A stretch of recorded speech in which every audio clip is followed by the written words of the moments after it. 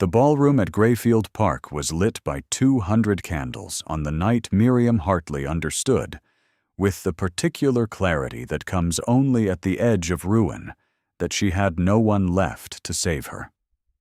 She stood near the east wall beneath a portrait of some long-dead Grayfield ancestor, her gown a pale gray muslin that had been let out twice at the seams and retrimmed with new ribbon to disguise the fact, and she watched Lord Fenwick cross the room toward her with the slow, satisfied gait of a man who owned everything in his path. He did not hurry. He never hurried. There was no need, when the thing you wanted had nowhere to run. What she did not yet know, in that particular moment, was that a man had arrived at the far end of the ballroom who had already, 3 days earlier, done the one thing no one thought to do. She did not know about the paid receipt folded inside his coat. She did not know his name.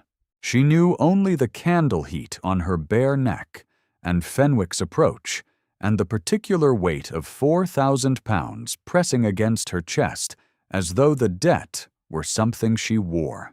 Miriam's father, Edward Hartley of Wiltshire, had been a man of small estate and considerable optimism, and those two qualities, combined across 23 years of farming land that yielded less than he projected, had produced the debt.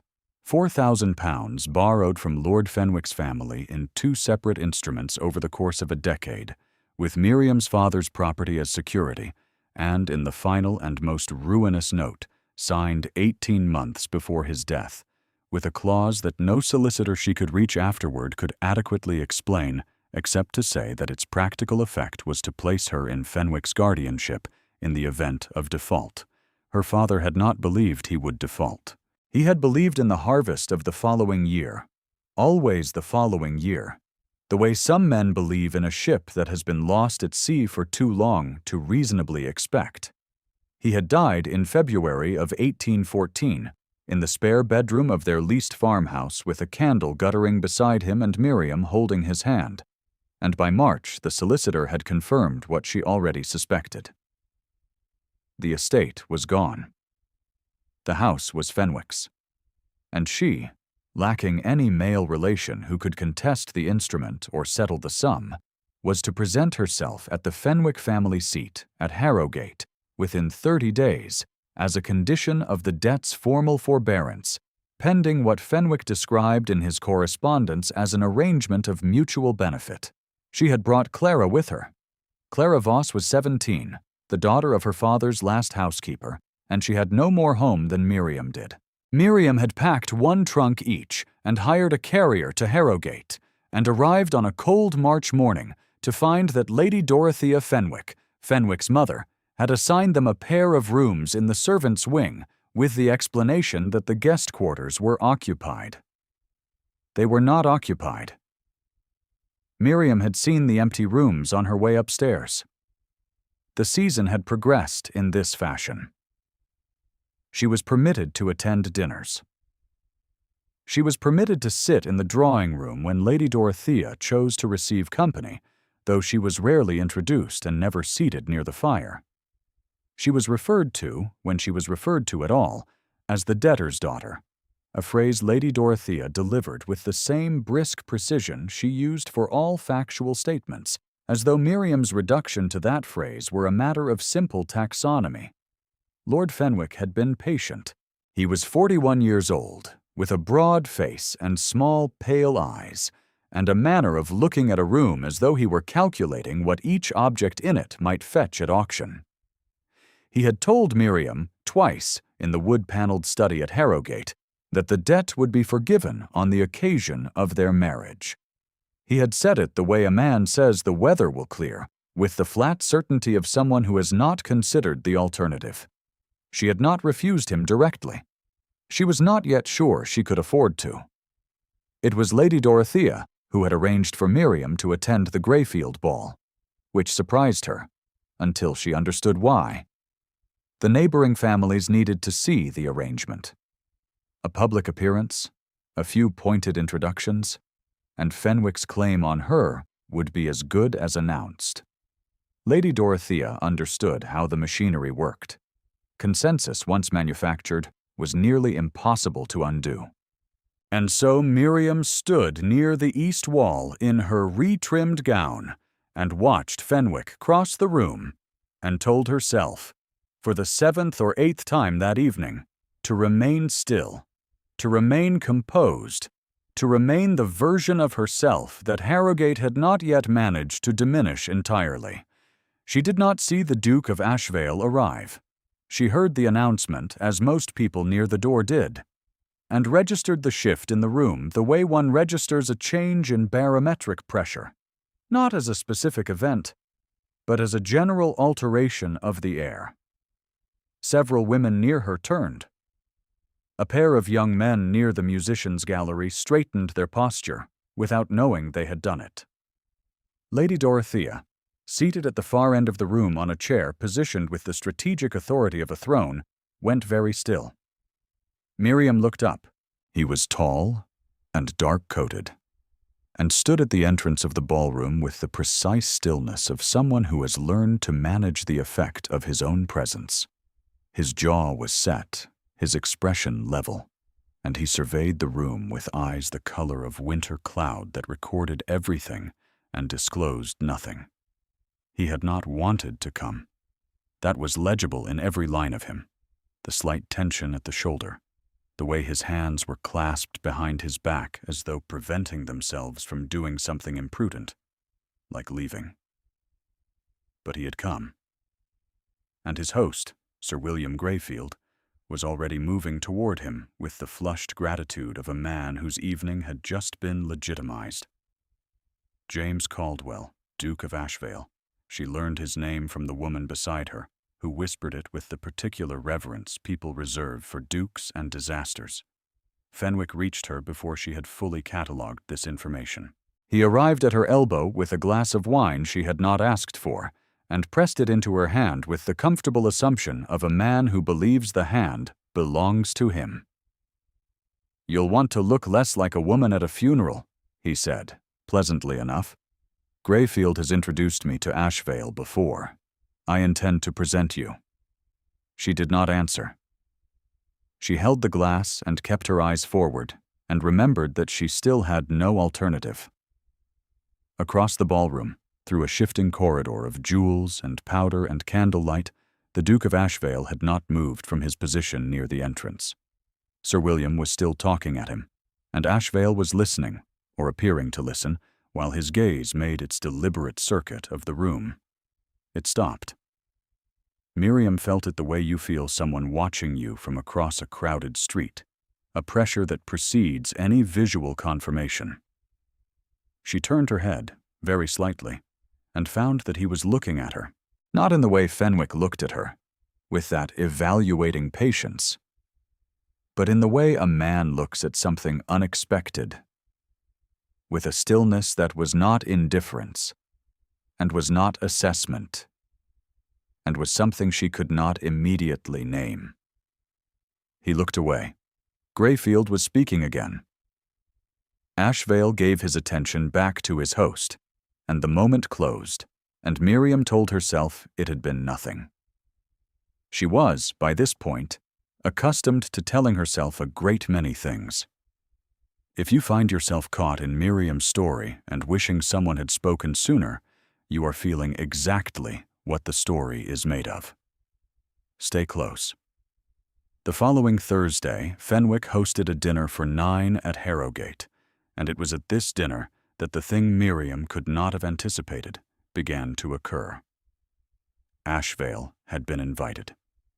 He sat at the far end of the table from her, and she did not once catch him watching her, and she spent a portion of the meal attending to Clara, who had been permitted to dine with the company as a courtesy, and who was seated between an elderly vicar named Mr. Pell and a young man named Trevors, who seemed to find Clara's youth an appropriate target for condescension.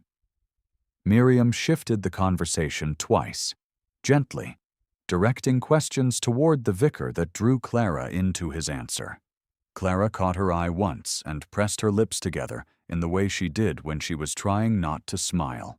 After dinner, When the company had divided, Miriam slipped away to find Clara, who had been separated from her near the music room, and had not reappeared.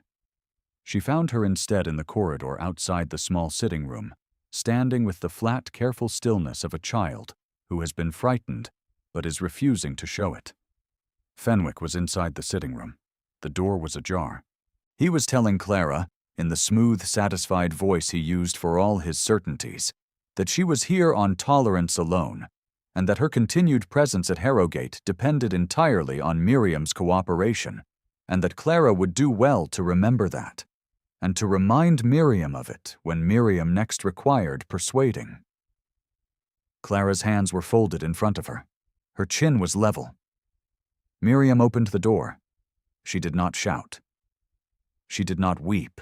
She went to Clara's side and placed one hand on the girl's shoulder and said to Fenwick, with the particular quiet that is not submission, but its opposite, "Clara is not a mechanism of leverage, my lord. I would ask you to address me directly when you have something you wish me to understand." Fenwick looked at her with those flat, pale eyes and said after a moment, "You are in no position to ask me for anything, Miss Hartley." "I am in a position to note it," she said. "I have noted it." She steered Clara out of the room and down the corridor toward the back stairs, and she did not look back, and she did not allow her hand to tremble until they were safely behind the door of their own rooms. She did not know, when she left the sitting room, that the Duke of Ashvale had been standing at the far end of the corridor, quite still, near the window that overlooked the kitchen garden. She did not know that he had arrived there in search of the library, which Greyfield had told him was on the east side of the house, and was therefore nowhere near the sitting room, and that he had remained precisely where he was for the full duration of the exchange. She did not know that he had watched her move Clara away from the room with the same quiet self-command with which she might have moved a candle out of a draught. He had seen her refuse the most comfortable available path. He had watched her choose a more costly one, without theatrics, without appeal to any authority beyond her own sense of what was correct. He had not forgotten it. 3 days later, the Duke of Ashvale made a call at Harrogate. The purpose was a discussion with Fenwick regarding a disputed boundary marker between their estates, which had been an occasional correspondence for 2 years and which he now wished to resolve in person.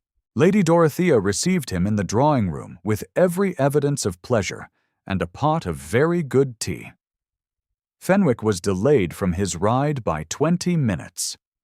In those 20 minutes, Ashvale was in the drawing-room, and Miriam was in the drawing-room, seated at the window with a piece of mending she had taken up, because she had learned that a woman with visible occupation was left alone. Lady Dorothea introduced her. "Our Miss Hartley," she said, with a light emphasis on the possessive that was technically a pronoun and practically a verdict. "Her father was a neighbor of ours. She has been staying with us while certain arrangements are settled." Ashvale regarded Miriam with the same winter cloud gaze she remembered from the ballroom. "Miss Hartley," he said. "Your Grace," she said, and returned to her mending. He did not speak to her again during those 20 minutes. He accepted tea and spoke to Lady Dorothea about the boundary in general terms, and once crossed to look at a watercolor on the east wall, which brought him briefly within 6 feet of her chair. She was aware of him with the specific bodily acuity of someone standing very close to a fire, warmth and attention arriving as a single sensation before she had authorized either. She kept her needle moving.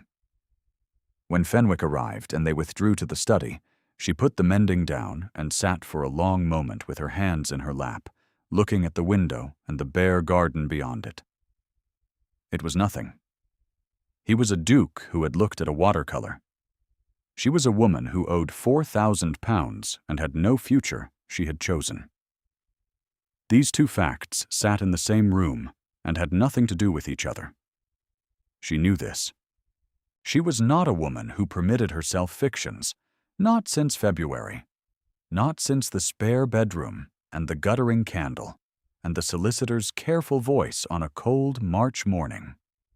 The truth that was hardest to hold was not the debt, and not the forced residence, and not even Fenwick's patient certainty. The hardest truth was this.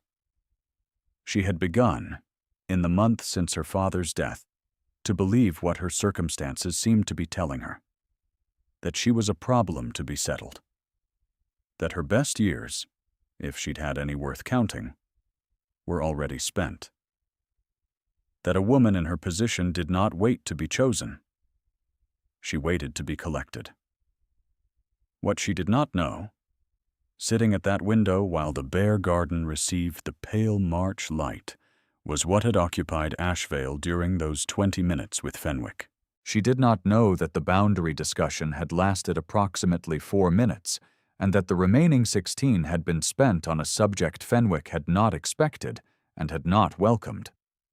She did not know that Ashvale had, within those 16 minutes, confirmed the existence of the debt instrument, established its terms, and left Harrogate with an understanding that changed every calculation. She did not know because he had done it without her knowledge. He would do everything that followed without her knowledge, until he could not. Ashvale returned to his own estate that afternoon and went directly to his study. The fire had gone down. He rebuilt it himself rather than ring for anyone, because what he needed, in that moment, was a task that required his hands and nothing else. He stood at the mantelpiece with one palm flat on the stone and looked at the portrait above it, the one he had turned to face the wall for the first 6 months after the accident, and then turned back, because turning it away had not helped him sleep, and had not helped Eleanor's son, who was 5 years old, and had his mother's eyes. The accident had been a carriage he had hired. December of 1811. He had arranged to be elsewhere. There were reasons at the time that had seemed sufficient.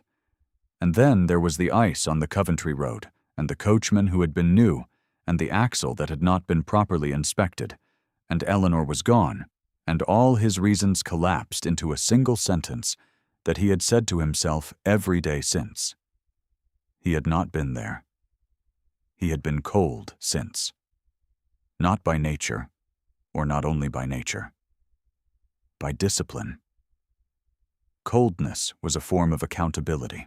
He had not attended a ballroom since Eleanor died, and he had not intended to attend the Greyfield ball, and he had gone because Sir William was an old friend who had specifically asked, and because 2 years of self-imposed stillness had begun, in recent months, to feel less like mourning and more like cowardice. He had not expected to feel a woman's quiet refuse Fenwick's intimidation, as though it were a physical blow to his own chest. He had spent the 3 days since Greyfield's ball asking himself what he intended to do about it. He had his answer now. He drafted a letter to Fenwick's solicitor that evening, and a second letter to his own man of business in London. And by the time the fire had gone fully warm again, he had set in motion the purchase of Lord Fenwick's note. £4,000, with interest at the rate Fenwick's own instrument specified, paid in full within a fortnight. His man of business wrote back to confirm it in 9 days. The paid receipt arrived on a Tuesday, and Ashvale folded it and placed it inside his coat and went on with the business of his estate in a manner that disclosed nothing. The primary ball of the Wiltshire season was held at Greyfield Park in the last week of April, and Lady Dorothea had dressed for it with the care of a general who intends to win a field before luncheon. She wore diamonds. She wore them in her hair and at her throat, and on both wrists. And she sat upon entering with the calibrated position of a woman who has done this so many times that the social mathematics are as natural to her as breathing. She had arranged for Miriam to stand behind her chair. Not beside it. Behind it. The message was architectural. Several families from the neighboring estates were present. The Draytons of Wyndham, who had known Miriam's father and who had not spoken to her directly since she had arrived at Harrogate. Old Mrs. Carver, who had been her mother's friend once, and who now looked at Miriam with a mixture of recognition and discomfort, as though guilt and social caution were arguing in her chest. Travers, from the dinner, who was talking to a Miss Pemberton near the musicians. And in the far corner near the terrace doors, the Duke of Ashvale, who had arrived before most of them, and who stood alone in the way that men of his particular rank are permitted to stand alone at social occasions, as though solitude at a ball were a prerogative rather than an embarrassment. Miriam saw him and looked away. The evening progressed. Fenwick remained near her, gravitational and satisfied, speaking to neighbors with the ease of a man who regards public occasions as opportunities to confirm what is already settled. He introduced her twice as our Miss Hartley, the same possessive Lady Dorothea used, the same meaning carried in the same syllable. She smiled at the people she was introduced to and answered questions, and folded her fan very carefully so that the slight pressure in her hands would not be visible. Lady Dorothea called her forward at one point, during a natural pause in the conversation, to address the small assembled group of women who had gathered around her chair. She did it with the smooth authority of someone who has spent 40 years managing rooms. Miss Hartley's father, you will recall, was the Hartley of Wyndham who lost everything before Christmas. It is a sad thing when a man cannot protect his family. She paused to allow this to register. We have been glad to have her under our roof while the situation resolves itself. The women received this with the careful neutrality of people who understand they are watching a performance of generosity that is its opposite. Old Mrs. Carver looked at her hands. One of the Drayton daughters opened her mouth and then closed it again. Miriam stood with her spine level and her fan still and said nothing, because there was nothing she could say in this room before these witnesses that would do anything except sharpen Lady Dorothea's advantage. She was aware, peripherally, that someone at the far end of the room had gone very still. It was near the end of the evening when Fenwick found the moment he had been building toward. The room had reached that particular density of candlelight and company that precedes the final dances, when loosened conversation and warm air produce a kind of collective lowered guard. He moved to the center of the room, near the musician's rest, and he spoke at a volume that was calibrated to carry. He said that he was pleased to announce to his friends and neighbors that the matter of the Hartley debt had been resolved to his satisfaction, and that Miss Hartley had graciously accepted the terms of its settlement, and that he expected a formal announcement of their engagement before the month was out. He produced the note. He held it up. £4,000, and her father's signature, and the clause that no solicitor had been able to unpick, all of it visible in his hand, like a letter of ownership. I believe, he said, meeting Miriam's eyes across the room with those flat, pale eyes, that we are in agreement on this matter. The room went the particular silent of a room in which everyone has understood something they did not want to understand. Miriam felt the note as a physical weight pressing her down, the way water presses down on someone it intends to drown. She felt Clara's hand find her elbow from behind, a small warm pressure that was both comfort and anchor. She felt the eyes of every person in the room resting on her like stones. She knew, in that moment, the full cost of silence. She had been silent at Harrogate, reasoning toward patience, telling herself that a premature refusal would cost her more than it would cost Fenwick. She had been silent at Lady Dorothea's chair, reasoning that the room was not hers, and the game was not one she could win on Dorothea's ground. She had been quiet and principled and careful for 6 weeks, and the result was Lord Fenwick, holding her father's debt above her head in a lit ballroom, telling 40 people that she had agreed. She had not agreed. She took a breath. She let the fan close in her hand. She turned toward the Duke of Ashvale, who had been watching from his position near the terrace doors with a quality of attention she had spent weeks misreading. She did not cross the room dramatically. She walked the way she always walked, with the straight back and the level chin that were the only things Harrogate had not managed to take from her. When she reached him, she spoke quietly enough that only he could hear her. "I do not know what you have seen, or what you think of it, but I will not have you involved in this on my account, or have you think that your presence this evening creates any obligation. Lord Fenwick holds a note against me for £4,000. That is the truth of my situation. I am not asking for anything. I am telling you the truth so that you may do as you choose, without misunderstanding it." She stopped. Her hands were steady. She had done the one thing she had always been able to do, even in the spare bedroom in February, even in the solicitor's office in March. She had told the truth. Ashvale looked at her. Something in his face had shifted, or perhaps it had been shifting for weeks, and she was only now in a position to see it.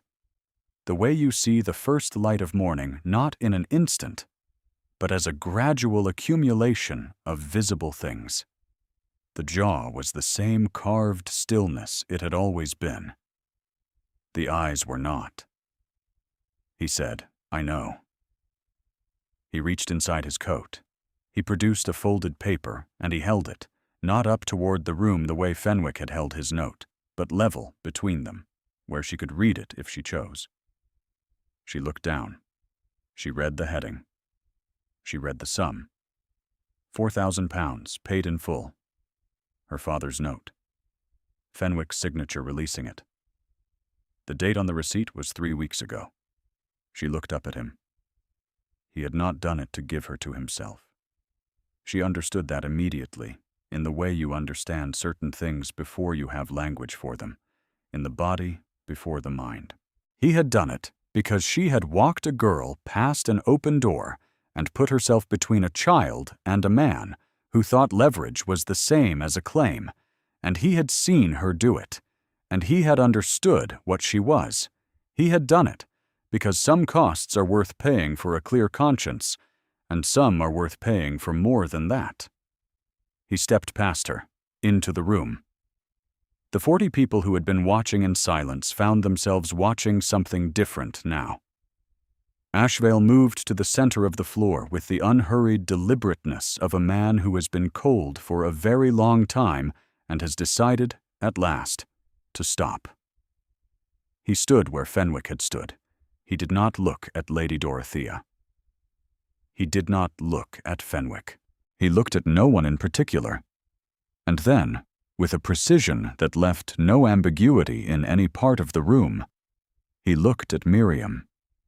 "The debt your father owed to Lord Fenwick," he said, and his voice carried in the particular effortless way of men who have never needed to raise it, has been purchased and paid in full. The instrument is discharged. Lord Fenwick holds no note against Miss Hartley and no claim upon her person or her future. He paused. The room held its breath. "I am asking Miss Hartley," he said, "if she will do me the honor of becoming my wife." He crossed the floor to her. He held out his hand. In the silence, Lady Dorothea Fenwick made a sound that was half word and half breath, a beginning of an objection that died before it became one, because there was no objection available that would survive this room, this witness list, this man. She understood this. You could see it in the precise moment her expression changed. The social confidence that had organized her features for 40 years, briefly losing its architecture. A woman confronting the gap between the world as she had arranged it and the world as it had turned out to be. Fenwick looked at the paid receipt in Ashvale's hand, with the flat pale eyes going through several calculations in rapid succession, the last of which produced a stillness that was not quite defeat, and was not quite dignity, and was the nearest he would come to either. Old Mrs. Carver put her hand to her mouth. One of the Drayton daughters was holding her own sister's arm without noticing she had done it. Miriam looked at Ashvale's hand. She looked at his face. She had told the truth, and he had received it. And he had told her his own. The weight she had been wearing since February, the 4,000 pounds of it, and everything the 4,000 pounds had been made to mean, was gone from her chest. She could feel its absence as a lightness that was almost frightening in its immediacy. She put her hand in his. The room released its held breath. Someone near the musicians began to speak in a low voice, and then someone else. And then the sound of the ballroom resumed around them the way water resumes its level after a stone. He did not let go of her hand. If you have watched Miriam carry 4,000 pounds through 6 weeks of Harrogate and come out the other side with her back still straight, then you know the only thing worth leaving below this story is your name in the comments. Say you were here.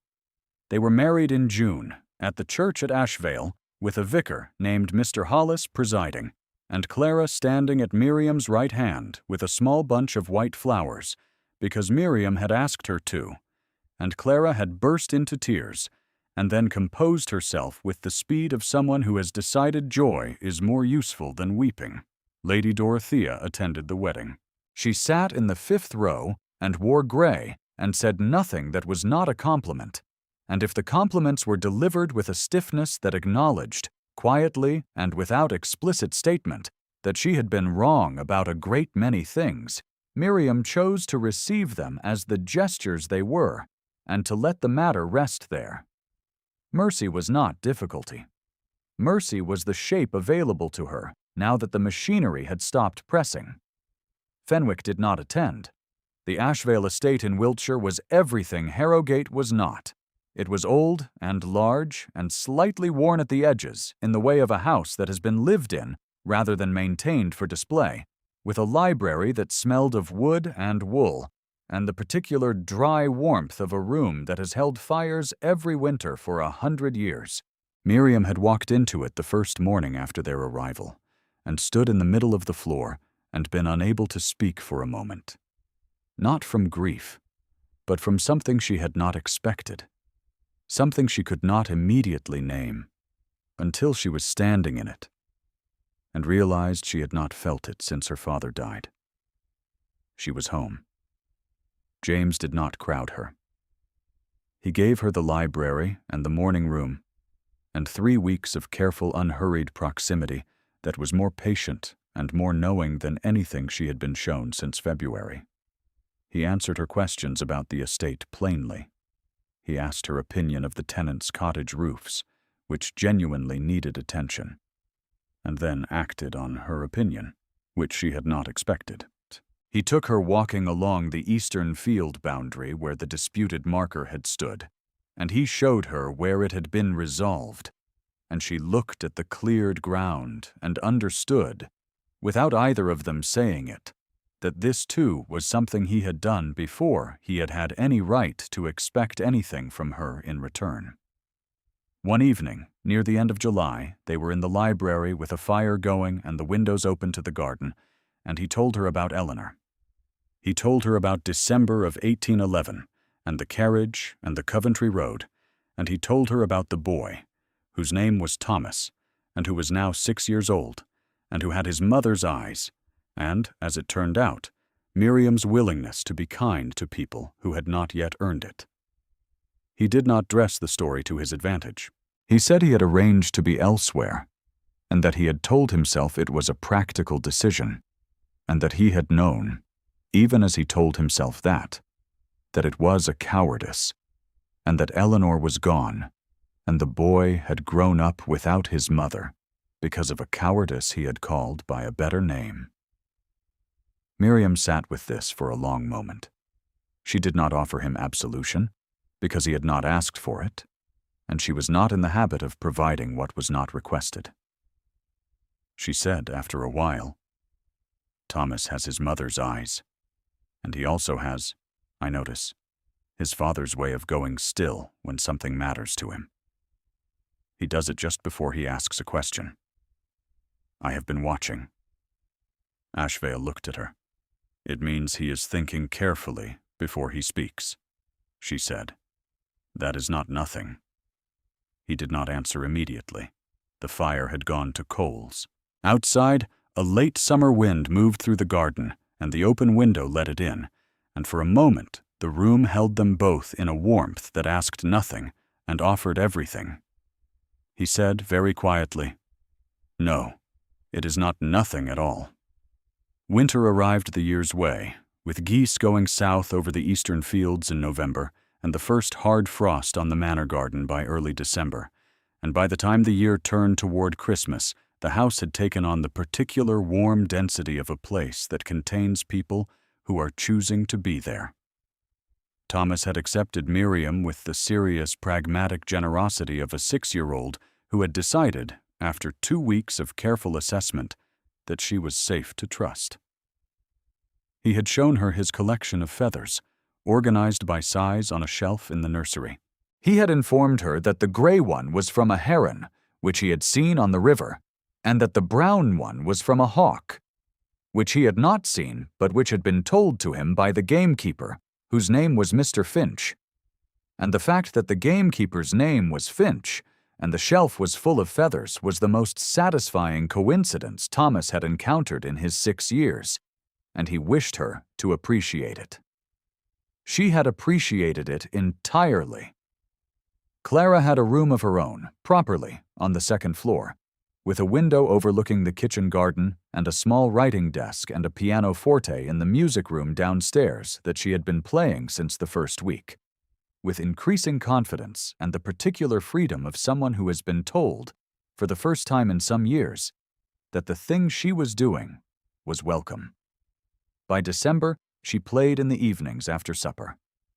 On the last night before Christmas, snow came to Wiltshire.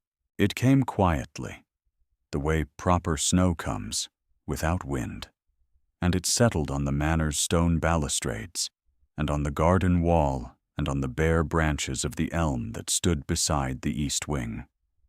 The library windows held the reflection of the fire against the dark outside, and if you looked at the glass at the right angle, you saw the room and the snow simultaneously, the warm interior laid over the cold exterior like a kept promise. Miriam sat at the writing desk in the corner of the library, the one James had moved from the morning room because she had mentioned, once, that she thought in better light near the window.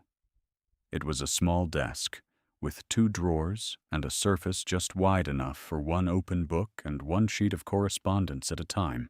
In the left drawer, folded to the size of a letter, was the paid receipt for £4,000. She had placed it there in September, not as a document she required or a proof she consulted, but because the desk was hers, and the drawer was hers, and the receipt was the last word in a sentence that had begun in February and ended in April, and whose ending was worth having somewhere quiet and real and home. She was not thinking about it now. She was listening to Clara at the pianoforte in the next room, playing a simple piece she had been learning for 2 weeks, the same passage returning in its careful, patient circle, each repetition a little more certain than the last. James came into the library with 2 candles, the larger for the desk and a smaller for his own chair by the fire. He set the large candle near her book without being asked, because he had learned, in 6 months, where the light needed to be when she was reading. Thomas came in behind him in his nightclothes, under the stated impression that he had forgotten something, under the actual impression that the piano was audible from the stairs, and that the library was warm, and that no one had yet said it was time for bed in a way that required belief. James looked at his son and said nothing, which was the same as permission. Thomas arranged himself on the hearthrug with a blanket and a book he had already read twice, and within 8 minutes was asleep with his cheek on his arm, the book still open to a page about horses. The piano in the next room moved through its careful circle. The snow went on falling outside the library window, and the fire went on burning inside it, and Miriam sat at her small desk in the warm light James had placed near her book. And the word she had been reaching for since September, the one she had not permitted herself before she was sure it was true, arrived quietly and without ceremony. She was home.